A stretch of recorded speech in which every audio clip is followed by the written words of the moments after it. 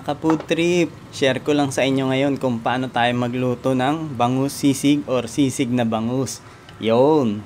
Kaya bumili tayo ng dalawang malaking bangus. Ito na po yon. At ang presyo isa nito ay 130 pesos tapos boneless na siya. Pero nakuha lang natin siya ng 120 pesos, dalawang piraso. Kaya ito na, ang una natin gagawin ay lalagyan lang muna natin yan ng suka, pati patis. Tapos i-rub-rub nyo lang siya para pumasok din dun sa mga singit-singit niya. After 5 minutes, babalik ta rin natin to. And ibababad lang ulit natin siya ng 5 minutes. Hayaan nyo lang muna ulit. At pagka goods na, i-fold lang natin saglit kasi itatapon natin yung ano niya, yung liquid niya. Ayan. Tapon nyo na yan. Tapos ibabalik lang ulit natin ito dito sa pinggan natin. At pagka okay na, naibalik na natin, lalagyan naman natin ito ng garlic powder, saka ng paminta. Ikalat lang natin, yan. Tapos i-massage lang natin sa bangus natin para mas kumapit, saka para kumalat malagyan lahat. Yun. Tapos ipiprito na agad natin ito sa mainit na mantika. Lulutuin lang natin ito sa malakas na apoy hanggang maging golden brown and crispy itong bangus natin. Saglit lang to kasi malakas na apoy yung gamit natin, kaya babantayan nyo din. Baka masobrahan naman, masunog. Pero kung gusto nyo naman tostado, goods lang din. Yan, so eto na. Hahanguin na natin, niluluto pa natin ng konti yung buntot saka yung ulo niya. Kasi medyo nakaangat siya ng konti eh. Pero pag niluto nyo naman to sa flat na lutuan, diretso lang to. Yan, so ayan na nga. Hahanguin na natin. Yan. Tapos tanggalin lang natin yung excess na mantika. Hatayaan lang muna natin lumamig.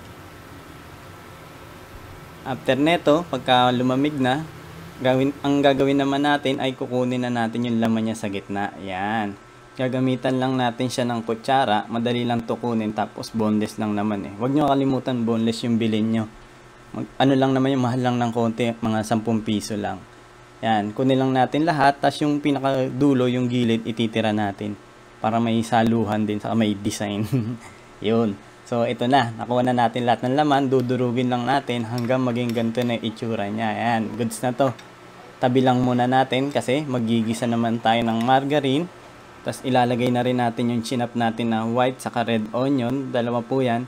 Magkaibang klase. Tapos, yung kalahati lang yung nilagay natin. Yung kalahati, pang tatoppings natin mamaya. Pati siling green saka siling labuyo. Ayan, lalagyan din natin.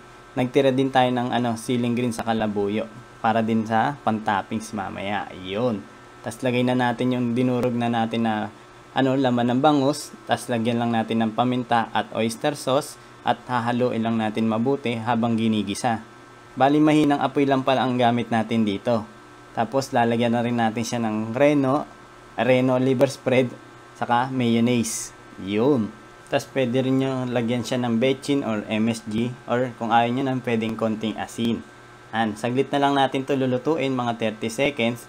Tapos hahaluin lang natin mabuti. Pagkatapos goods na to. Pwede na natin siya ilipat agad. Yan, tanggalin na natin sa apoy. Tapos ilalagay na natin dito sa bangus natin ulit. Babalik na natin yan dyan sa gitna. Yan, aayusin lang muna natin. Pagka naayos na, dito na natin ilalagay yung mga toppings natin. Ang unang-una is itong natin, mayonnaise. Gandahan lang natin ng konti, pasigsag. Tapos lalagyan na natin yung onions, pati mga sili. Kung ayaw nyo na medyo maanghang na, pwede lagyan nyo na lang spring onion. Tapos patungan pa ulit natin ng mayonnaise. Tapos ito na ang bangus sisig natin. Pwede na tayong uminom. Ay kumain pala. Tara, kain tayo!